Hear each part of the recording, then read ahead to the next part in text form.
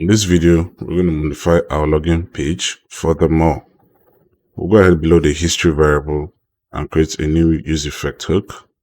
Use effect, open parenthesis, and set my arrow function. Hit enter. So we'll be utilizing one thing in our util directory.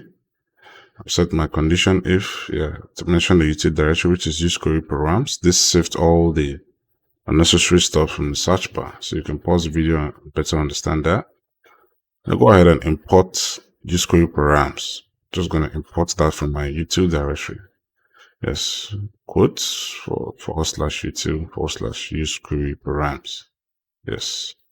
Once that's done, I come below my error message. I'm just going to cut the first error, come below my error message, and create a new variable called token. I'll set that to Oauth token. Yes, Oauth token equals to use query params. What as a function.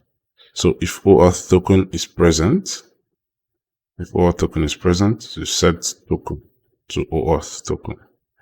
Hit enter, history.push, and we set that to our protected page. That's if the Oauth token is present.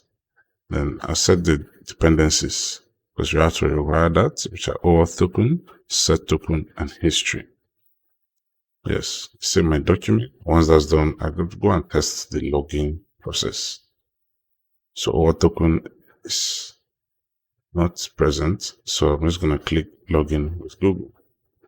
So click my email I'll be using throughout this course for it to load up Google Oauth consent screen, and you see everything is done.